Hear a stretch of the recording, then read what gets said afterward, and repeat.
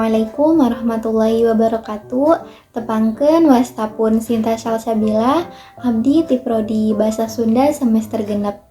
Di dia abdi bade ngadongeng nu judulna Sakadang Maung jeung Sakadang Bagong.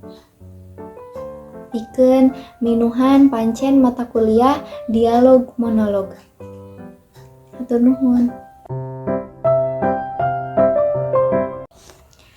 Kacaritakeun di hiji leuweung ganggung Cimagungong aya bagong keur anakan. Eta bagong teh keur huleung jentul wae bangun ngemu kabingung.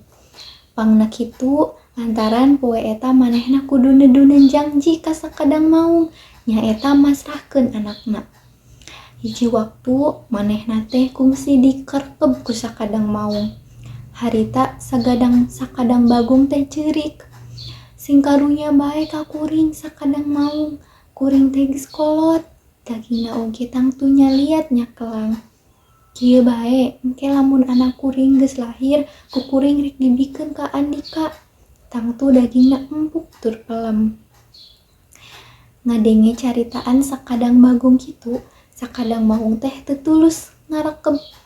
Hiji waktu manehna rek datang deui nagih janji. Nya harita waktu sakadang bagong geus anakan manehna kudu nyumponan janjina. Tapi piraku aing rek tega mikeun anak ka sakadang maung. Kumaha akalna sangkan anak aing teu tulus diakan. Sakadang bagong terus uleung mikir neangan pi akaleun. Keur kitu aya sakadang peucang nyampeurkeun. Kunaon Andika bet kawas nu keur bingung kacida? Sakadang bagong, sakadang peucang teh nanya. Gorolang wae sakadang bagong teh nyaritakeun kunaon pangna manehna teh baluweung poek pipikiran. Sakadang peucang ngahuleung sakedapan. Teu lila sakadang peucang teh pok nyarita. Gampang atuh hari kitu mah. Andika ulah hariwang. Keun kumaha kuring bae, urang neangan akal sangkan anak kisilah salamet tina panandasa sakadang maung. Daguan heula di dieu kuring rek neangan sakadang landak. Sakadang peucang teh ngaleos. Teu lila oge geus ngurunyung deui dibarengan ku sakadang landak. Manehna terus ngajak indit ka hiji guha. Tepi ka guha nu dituju sakadang peucang teh metakeun akalna. Sakadang landak kudu asup ke jero guha ngaringkuk di nu rada poek. Buluna anu kawas cucuk teh kudu dipuridingkeun. Sakadang bagong kudu cicing di lawang guha ngabageakeun lamun sakadang maung engke ngarunyung. Ari manehna jeung kadua anak sakadang bagong rek nyarumput di nu buni. Nah, teu lila sakadang maung teh geus rentang-rentang datang. Ti kajauhan oge pan geus ngagerem nyingsieunnan sakadang bagong. Mana anak sampean teh sakadang bagong? Cek sakadang maung bari cungang-cungong. Sakadang bagong antare nembalan. Tuh di jero guha. Tah geuning katenjo ti dieu oge ngaringkuk di juru. Pek ayeuna kuring masrahkeun nedunan janji ka Andika.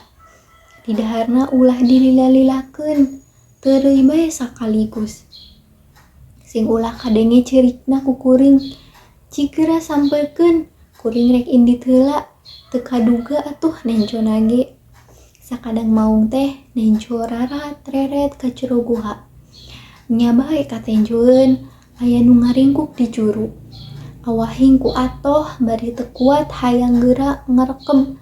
Gabruk bae nu ngaringkuk teh dirontot, disamualkeun. Puguh bae cucuk landak teh rungseb manggang sungutna. Sakadang maung gegerungan, sungutna baloboran getih. Diutah-utah oge landak teh teu daekeun kaluar atuh, da cucukna narancep pageuh pisan. Antukna sakadang maung teh paeh. Sakadang landak ngurumuy kaluar tina sungutna. Sakadang bagong kacida bungaheunana. Anakna salamet, manehna nganuhunkeun pisan ka sakadang peucang anu geus mere pitulung ka dirina. Kitu deui ka sakadang landak oge manehna kahutangan budi. Sakadang peucang jeung sakadang landak tuluy arindit deui ninggalkeun sakadang bagong.